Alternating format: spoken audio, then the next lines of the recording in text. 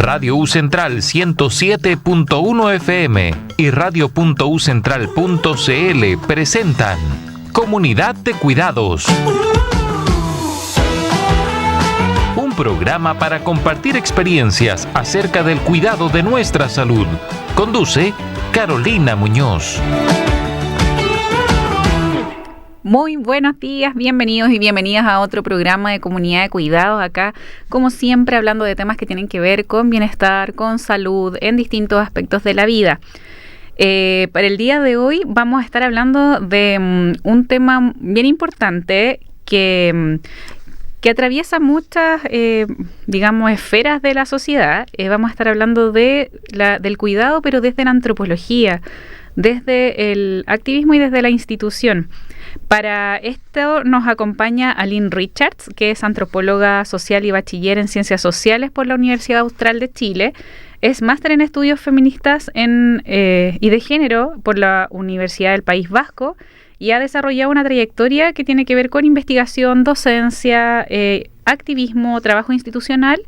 Y en el ámbito académico es profesora en cursos que tienen esta vinculación con antropología y feminismo, énfasis en escritura e investigación.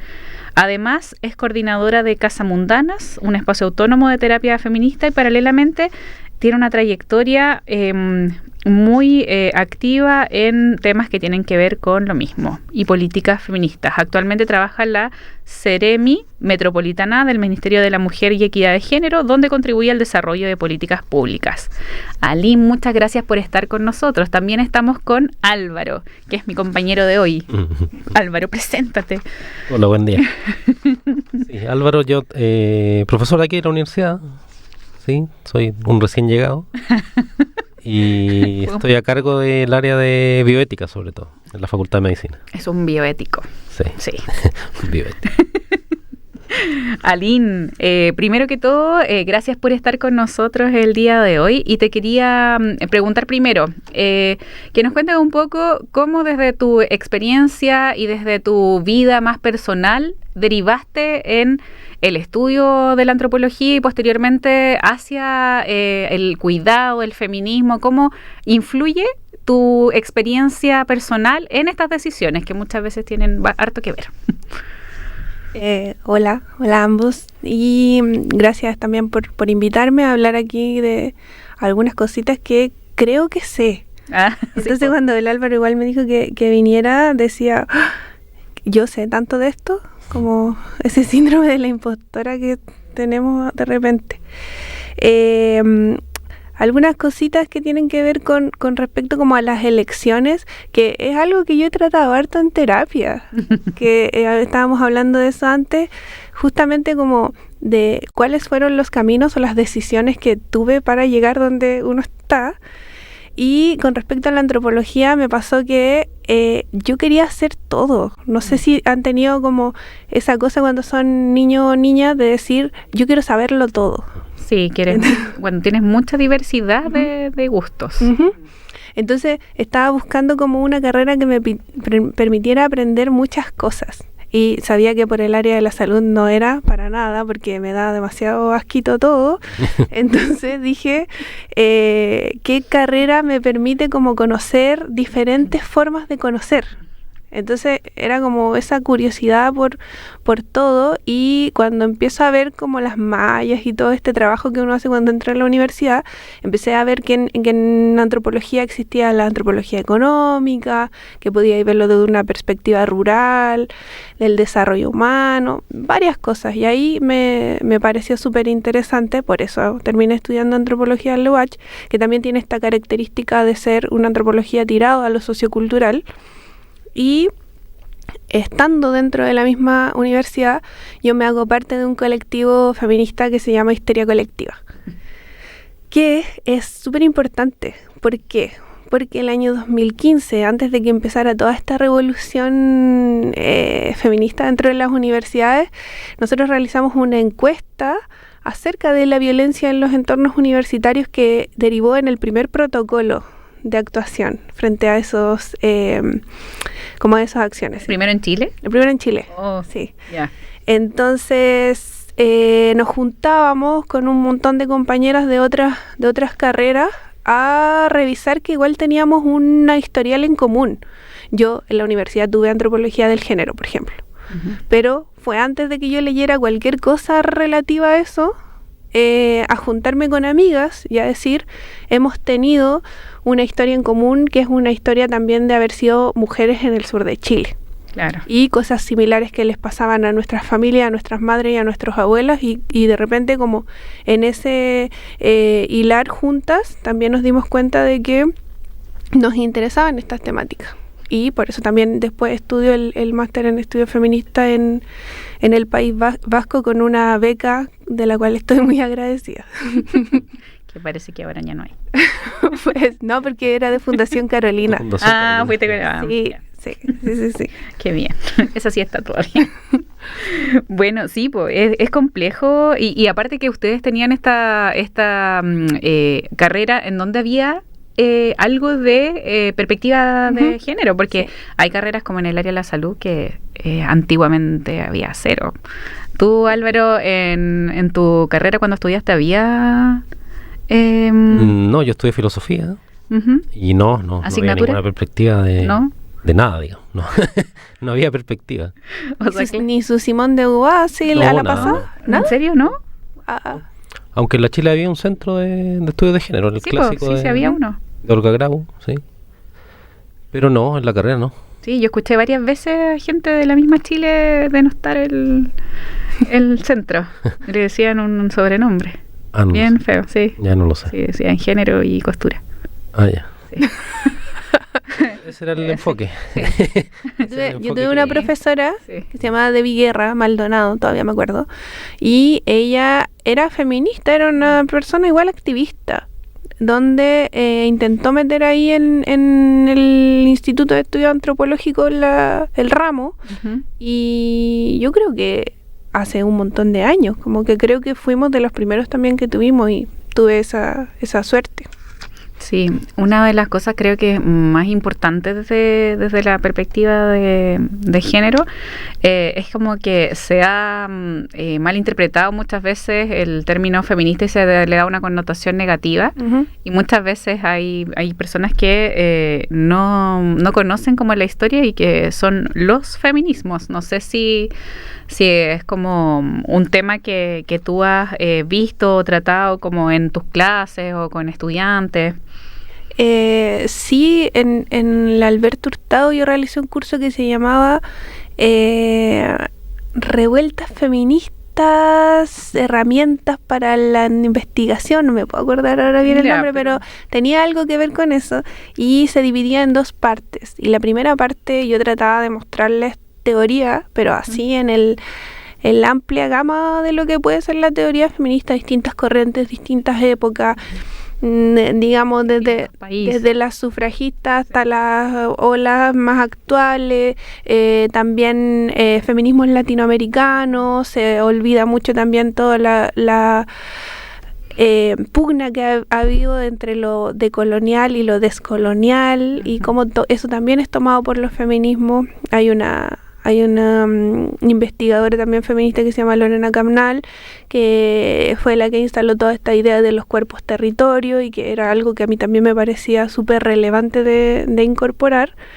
Y trato también de no ser tan...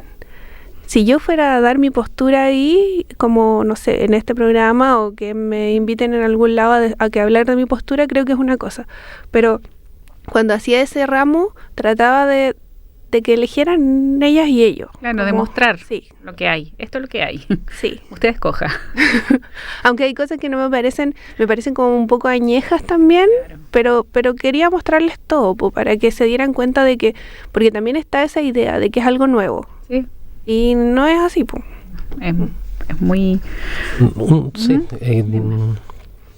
Tú hiciste el máster en el País Vasco, ¿no? Y ¿cuál es la singularidad de ese lugar, digamos, para estudiar eso? ¿Por qué lo elegí? Ese también está interesante. Yo ahí postulé a varios máster en estudios feministas y quedé en 3. Quedé en uno de una universidad de Madrid, otra en una universidad de Valencia y finalmente en el del País Vasco. Y daba lo mismo cuál eligiera, la beca te permitía como ahí jugar un poco. Y me terminé yendo al lugar más caro de España, Sí. que es como la Suiza de España. Pero lo que me llamó la atención es que yo había leído un libro que se llamaba Otras formas de pensar. Y la compiladora de ese libro era Marta Luxán, que terminó siendo la coordinadora del máster. Ya. Y me interesó irme para allá porque yo sabía y había leído algunas cuestiones de que muchas de las profesoras que hacían clases en ese máster eran también activistas. Y ese cruce entre la investigación, entre la academia y el activismo siempre me había parecido interesante. Más allá de otras profesoras que yo había conocido desde un lado muy, muy, muy teórico, estas eran profesoras que se estaban también cuestionando las formas de investigar y eso era lo que yo quería revisar. Y dentro del activismo, para que las personas que no están escuchando, si pudieses como explicarle un poco de qué se trata, porque muchas veces se escucha la palabra activismo y no se entiende bien quizás de qué se trata el hecho de ser un activista social. No sé si yo me he preguntado tanto esto, como que más... Pero reflexión. No, sí, pero me refiero a que siempre fue algo muy orgánico. Sí. Yo llegué al activismo así como ¡pop! Como por arte de magia de repente, digo, pero no, son elecciones del camino como hemos ido hablando. Y yo creo que activista es cualquier persona que le interesa una temática social y que trata de hacer acciones al respecto. Y acciones me refiero también en el gran sentido de la palabra, como desde juntarse a conversar acerca de qué es algo o cuál es la problemática social que estamos tratando de pensar juntas, hasta un podcast, hasta una intervención artística, hasta, no sé... Una organización. Claro, como toda esta gama de acciones puede ser activismo. Sí, eso creo que es una buena descripción. Y dentro de lo que has hecho acá en Chile respecto al activismo, ¿en qué has participado? Mira, yo también llegué como por arte de magia a un proyecto que se llama Casa Mundanas, que es una escuela de terapia feminista, que es un centro terapéutico, que también es una radio, tienen una parte de radio que es la Radio Humedales, y también funcionan como centro cultural a veces. Y este proyecto tiene una singularidad que es bien importante y es que mezclan el activismo feminista con la terapia. Y desde ahí nace su propia corriente terapéutica, que es la terapia feminista situada. Yo llegué a ayudar un poco a ordenar el proyecto cuando ellas se cambiaron de Concepción a Santiago y ahora el proyecto ya va a cumplir 15 años y justamente me incorporé a ese proyecto cuando comenzó la pandemia. Entonces las chicas tenían esta escuela de terapia feminista y dijimos, cresta, ¿qué hacemos si está la pandemia y no podemos hacer las clases? Y ahí, bueno, yo dijimos en conjunto cómo expandamos la Latinoamérica, hagámoslo online y esto funcionó súper bien, pues ahora han pasado un montón de estudiantes, hemos tenido un montón de generaciones en la formación en terapia feminista sin fronteras, que creo que todavía sigue como recopilando matrícula, así que si quieren pueden ir a mirar esas cuestiones de Casa Mundana, que están en el Instagram y en todo. Pero fue una escuela súper importante para mí también de cómo puedo juntar el activismo con mi trabajo. Claro. Porque hacíamos cosas súper relevantes.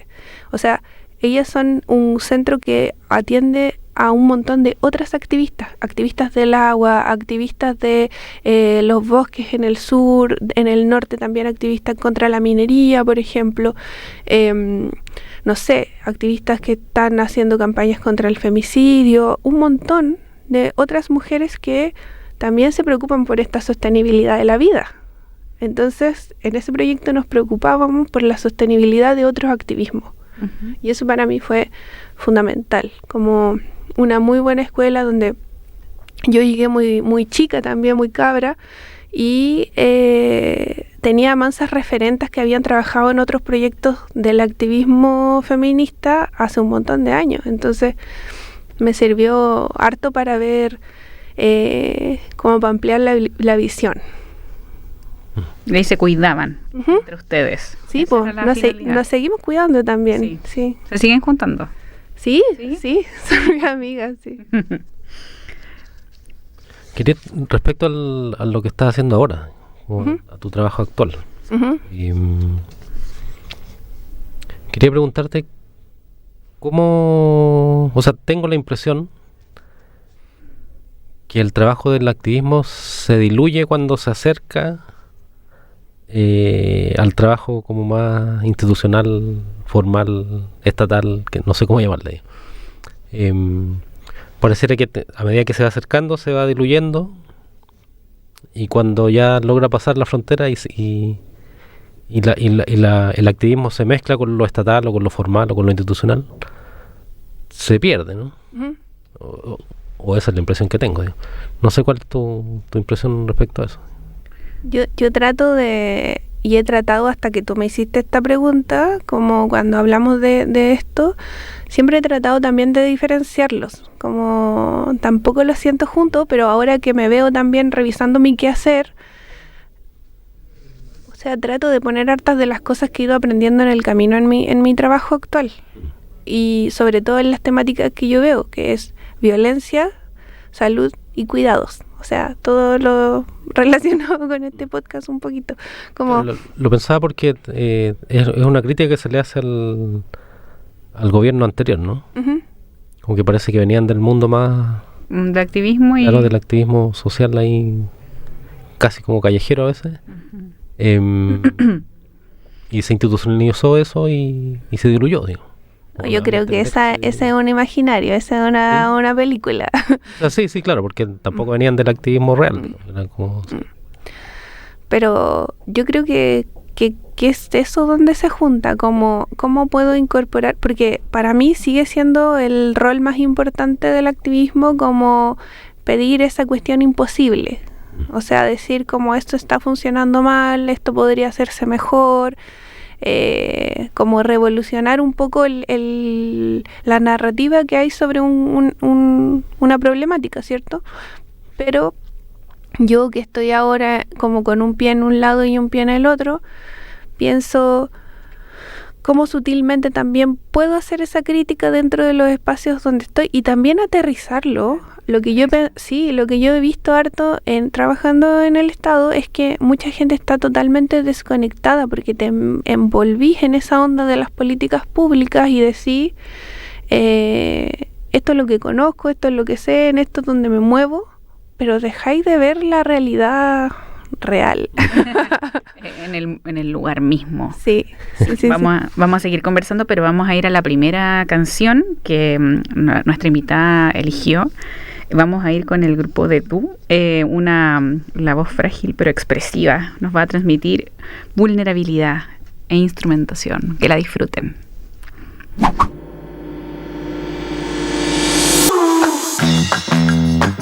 Y ya estamos de vuelta en Comunidad de Cuidados, junto a Carolina Muñoz.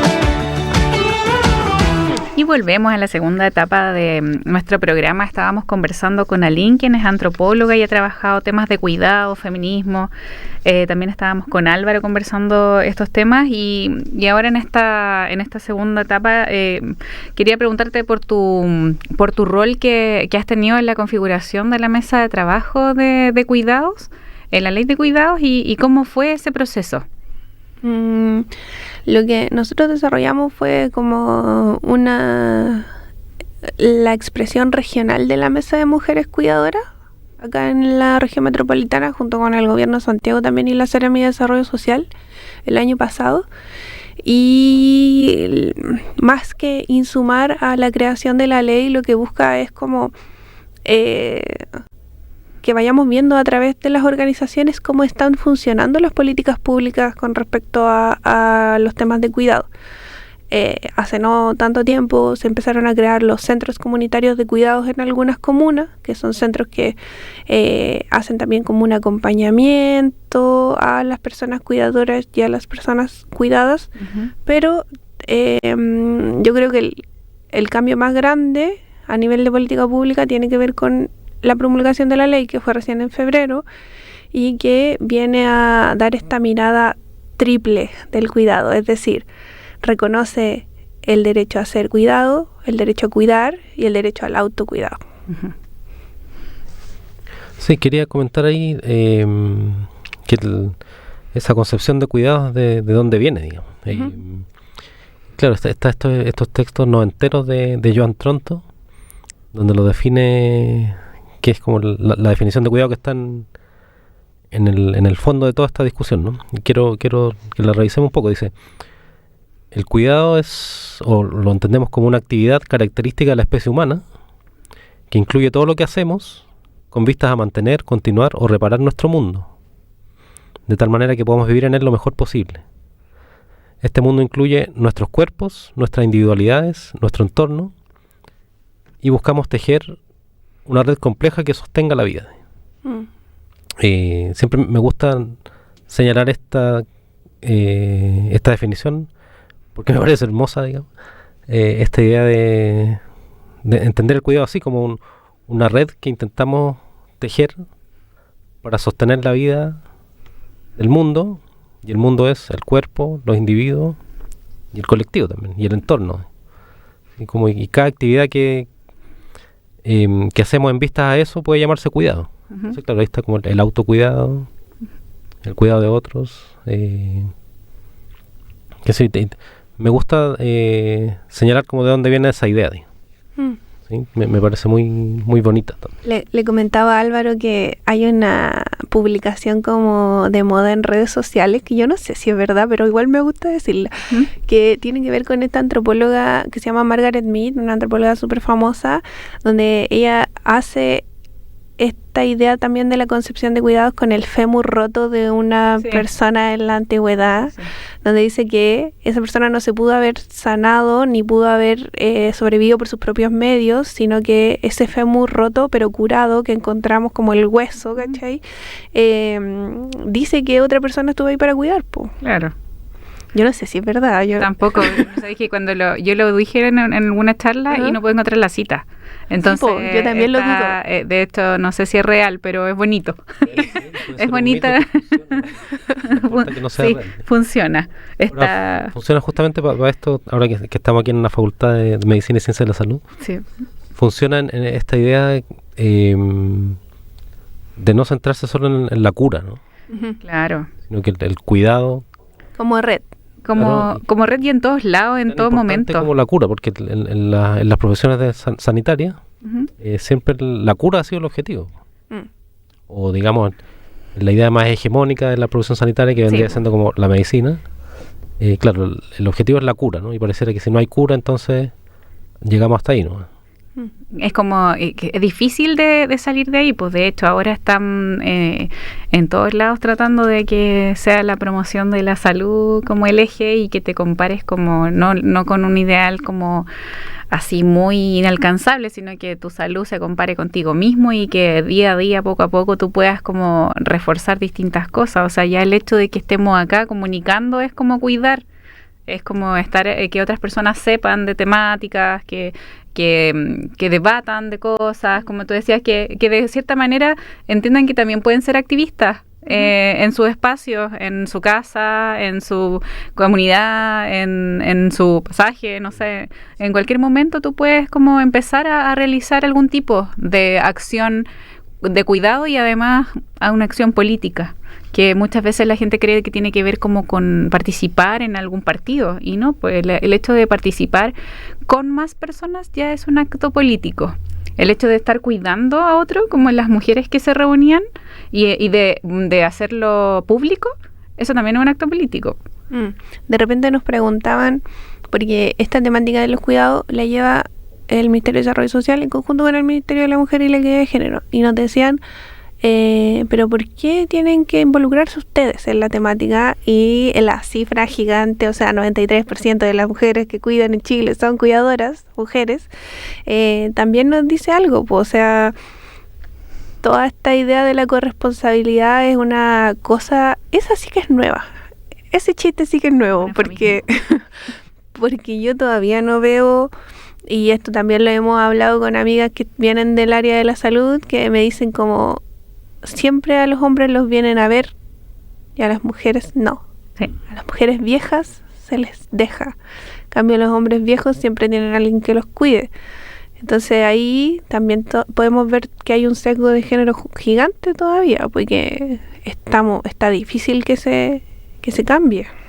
Mira, voy a dar aquí el dato de las mujeres para que en este Sistema Nacional de Apoyo y Cuidado del 2025, de 216.000 personas que están registradas, 85,7% al 92% son cuidadoras mujeres. En la RM deben ser 93. Y la edad promedio es 51 años, con 46% concentrado entre los 40 y 59 años. Así que, y el inicio del cuidado empieza desde los 10 años en mujeres, aproximadamente. Bueno, ahí se está haciendo como esa medición también, porque se les está instando a que saquen la credencial de persona cuidadora, y se estima que en Chile hay 1,5 millones de personas cuidadoras. Es un montón. Sí. Y esa carga genera problemas en la salud.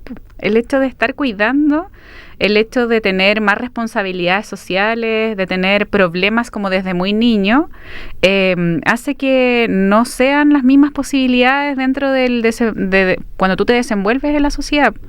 Era como lo que venía escuchando hoy día en la mañana, de lo que les comentaba de la ministra de Ciencias, que dijo y habló de la pobreza, y daban el dato de que no es lo mismo una persona que ha sufrido trauma durante toda su niñez siendo pobre, porque tiene muchas problemáticas, para poder desenvolverse y estar porque afecta tu cerebro, afecta tu vida, afecta cómo tú te vas afecta toda tu salud. Entonces, obviamente que no son las mismas condiciones en ningún aspecto. ¿Cómo lo viste tú cuando estabas en la mesa, Aline? Veo que hay harta demanda, veo que de repente la manera en que podemos apoyar es bien mínima. O sea, se está fortaleciendo de las maneras en que se puede como incidir en ese tipo de cosas, pero la demanda incluso del ocio, no solamente, por ejemplo, de que tengan tiempo de no cuidar a alguien, sino que tener tiempo y plata para tener ocio, para hacerme cargo de mi salud mental. Algunas, por ejemplo, decían, quiero terminar mi escolaridad, ¿cachai? Como cosas complejas, porque algunas son como demandas súper básicas, simplemente como de ayúdame también a cuidar, pero las demandas del tiempo, esas son más heavy de tener en cuenta, porque tenéis que ver en qué territorio van a estar esas personas, de dónde vienen, y creo que si bien el Estado empieza a fortalecerse en el tema de cuidados con esta ley, sí hay un camino súper pendiente que tiene que ver con un cambio cultural. Sí. Y ese cambio cultural es difícil de instalar, porque algo que ha sido así toda la vida, cuando tú lo venís a cambiar, tenés que darlo súper fundamentado. O sea, no es normal que siempre haya una persona en la familia encargada de poner el plato en la mesa. No es normal que tú eres un niño de 16, 17 años y nunca hay limpiado un baño, ¿cachai? Como hay un montón de cosas que son normales y que no deberían. Y cambiarlas nos va a costar harto. Sí, pensaba esto la definición, esto de la idea de la red compleja que sostiene la vida. Uh-huh. Pareciera que hay un modo normal, por decirlo así, de vivir, ¿no? Hay como una forma de vida, digamos. Cada comunidad debe tener la suya. Y en esa forma de vida, que es como la forma oficial de vivir, digámoslo así, hay personas que están sosteniendo ese modo de vivir. Mujeres, digamos. Casi siempre mujeres. Y esas personas como que van quedando al margen de la posibilidad de vivir esas vidas, digamos, o de vivir el modo en que la gente aspira a vivir, uh-huh. ¿No? Me parece interesante eso, porque la definición de cuidado dice es todo lo que hacemos, bla, bla, bla, para sostener, para crear esta red y sostenerla, pero finalmente, claro, quienes sostienen esa red realmente quedan fuera del modo de vida que propician, digamos. A mí me gusta harto una pregunta que yo hacía, no me acuerdo, pero en una capacitación de algo yo hacía esta pregunta, que es, ¿cuántas de sus abuelas han andado en avión? Sí. ¿Cuántas de sus abuelas han salido del país? ¿Cuántas de sus abuelas fueron a la universidad? Como pongámonos a pensar cómo podemos hacer que nuestras abuelas tengan una vida más como vivida, lo que tú decís, porque fueron personas vitales, porque estaban encerradas. Fueron personas que dejaron todo por el cuidado y que yo creo que tenemos una deuda social así grande con ellas. Y sin decir cuántas no fueron violentadas, porque era una violencia de género, violencia intrafamiliar, violencia económica, era de todos los tipos de violencia que pueden existir. Uno lo ve aquí en la universidad con los estudiantes, ¿no? Como nunca he visto estudiantes hombres que lleguen con sus guaguas, por ejemplo, clase. Jamás. Estudiantes mujeres, sí. O sea, yo vi una vez uno que llegó con su niño, no guagua. Sí, ya estaba más grande. Es que le tocaba ya. Le tocaba ese fin de semana. Claro. No voy a inferir, pero llegó uno. Llevo 10 años ya. Entonces he visto muchas veces más estudiantes mujeres. Sí, es complejo, es una red, un peso grande social y un peso grande económico, porque son castigadas también económicamente, porque el hecho de poder hacen cosas gratis, estas mujeres, y no reciben una retribución económica ni por su acción, ni por protección estatal, ni de ninguna manera. Pues sí, la PGU es bastante baja.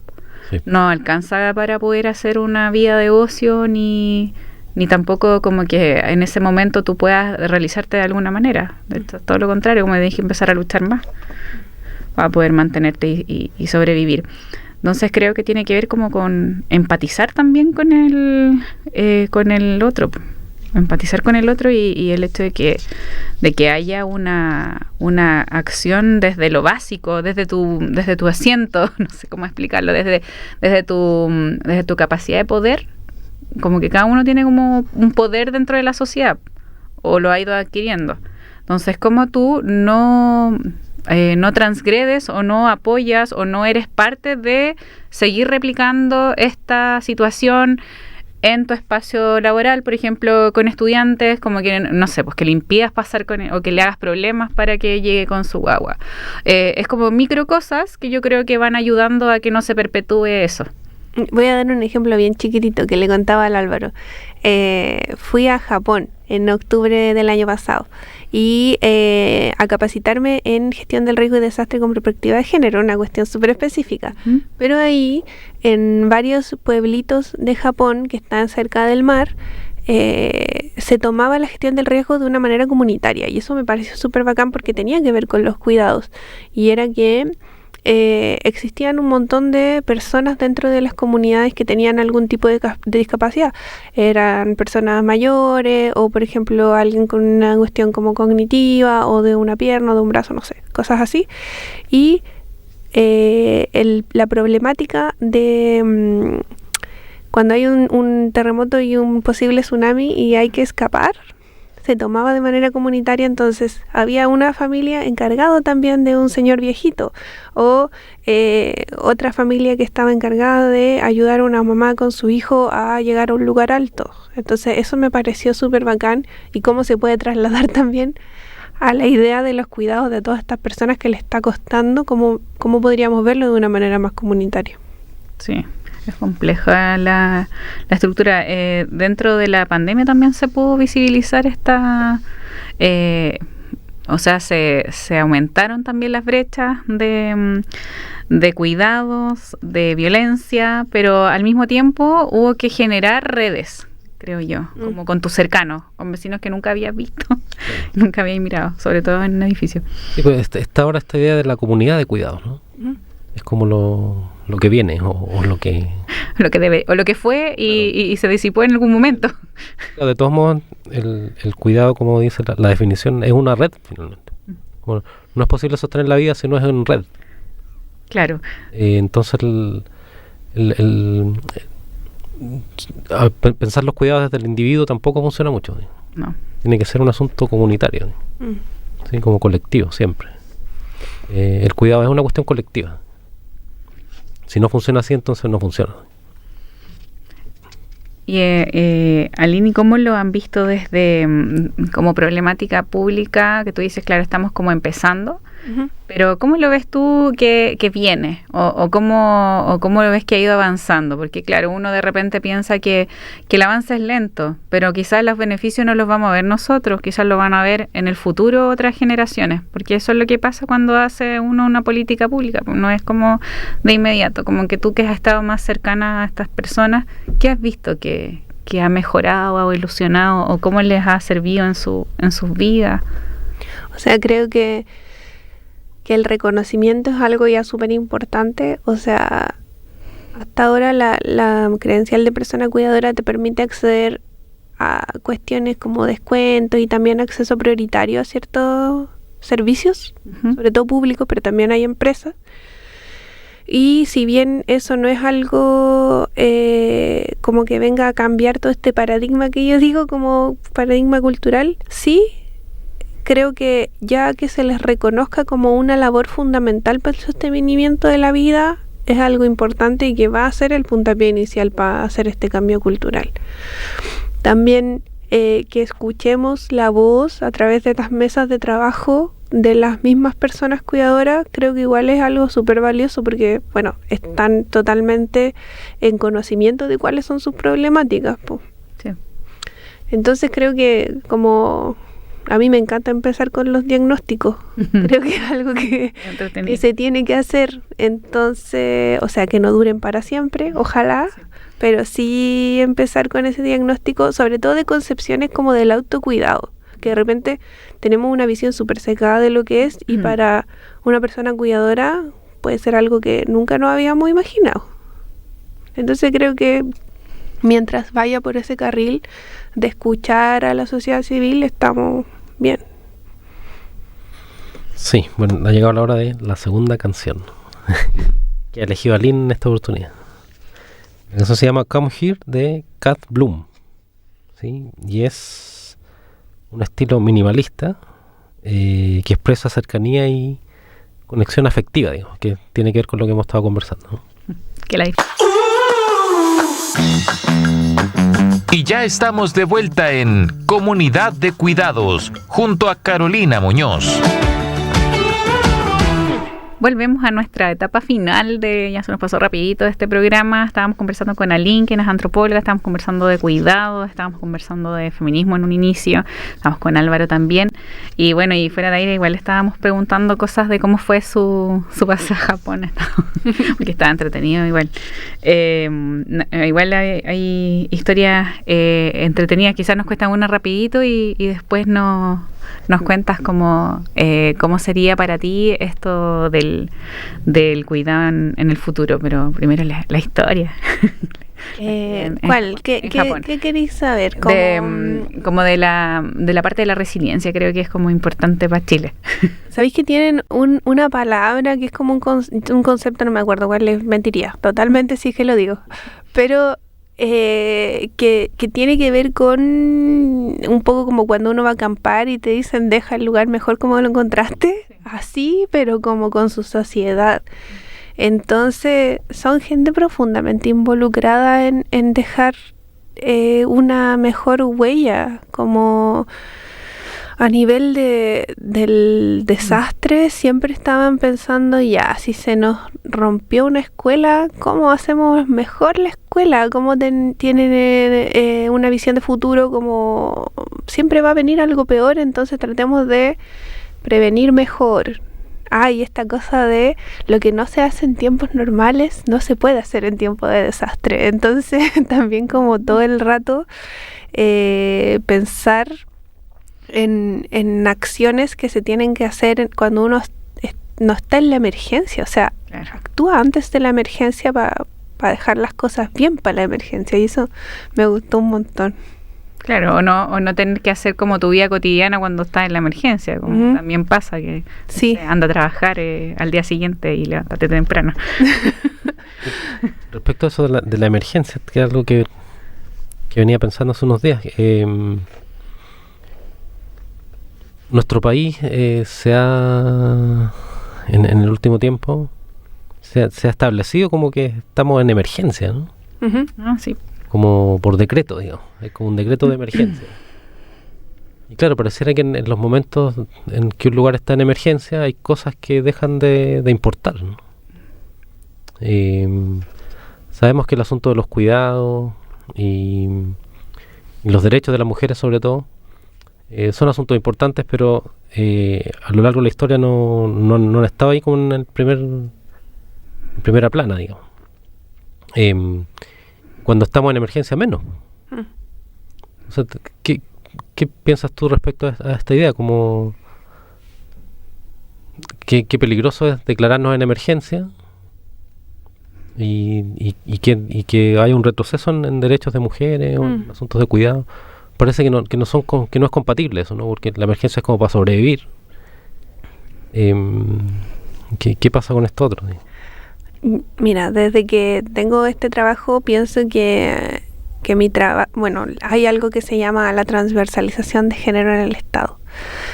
Y yo creo que principalmente esa idea se traduce en que yo tengo que convencer a otros sectores de que, primero, estas cuestiones importan, y segundo, que todo el mundo puede hacer algo al respecto, es decir, desde la cartera que está más alejada del fenómeno hasta la más cercana.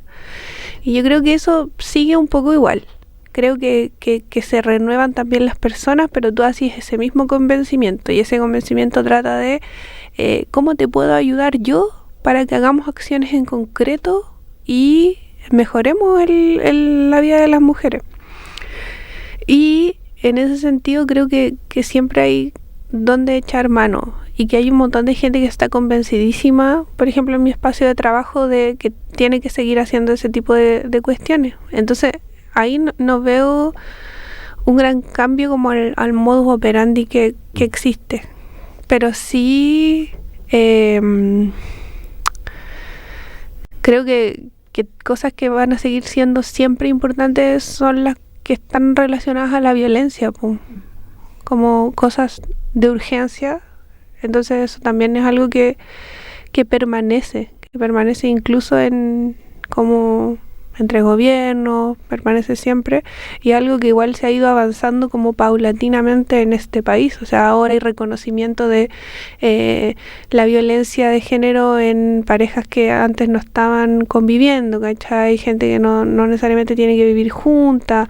La ley integral también llegó para poner un montón de otras ideas acerca de la concepción de violencia, y creo que eso por lo menos ha seguido un camino que ha avanzado, sí.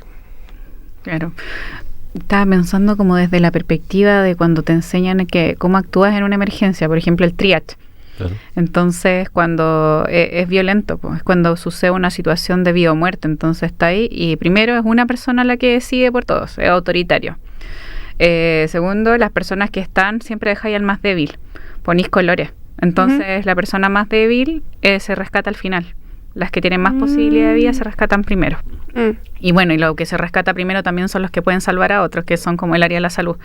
Entonces, claramente que el hecho de que haya una concepción de emergencia, urgencia, es autoritaria, es como unidireccional la decisión, no se va a dejar atrás al más débil, no hay cuidados, porque estamos pasando a esta concepción de lo biomédico, a esta concepción de que todo está como, no sé, como que cayó una bomba, un atropello, no sé, y no estamos en eso, pues estamos construyendo, no es una situación, no es un hito, es como un proceso. Entonces yo creo que ese es como el concepto, la urgencia es un momento. Algo interesante con eso es que después del maremoto tsunami del 2011 en Japón, se hace una cumbre, esa cumbre como internacional, donde van todos los países que tienen que ver como donde pasan desastres en sus países, y se llama el Marco de Sendai, que fue en Sendai donde quedó la tole con el mar.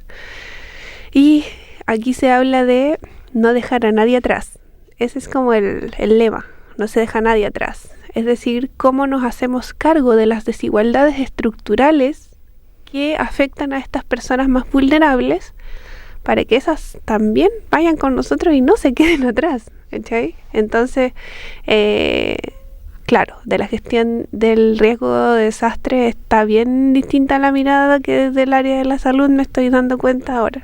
Bueno, pues que específicamente cuando hay como una urgencia o una emergencia, no es como en todo, pues si yo hago promoción de la salud. Sí, pues no, sí, pero me refiero a que justamente todo lo contrario era lo que yo había estado escuchando durante harto tiempo con respecto a eso. Claro, sí, es que me acordé cuando en la U me enseñaban eso, que te ponía ahí, claro, y una decide y todo. Pero me parece mucho más bonito el concepto que dices tú, estamos casi terminando. Se nos fue volando. Bueno, le vamos a agradecer a Lynn por haber acompañado hoy día esta conversación que tuvo que ver con cuidados, con feminismo, con también la ley de cuidados. Y gracias Álvaro por estar hoy día con nosotras y quería, si tú puedes presentar la última canción para dejar a nuestras auditores con... Esta es una canción que hacían los Cranberries, pero me encantó el Royal Otis. Es como de gente joven, así que por eso lo elegí. Bueno, mía, ya. Bueno, preséntalo nomás. Es Linger de Royal Otis. Nos vemos la próxima semana, que estén muy bien. Ya.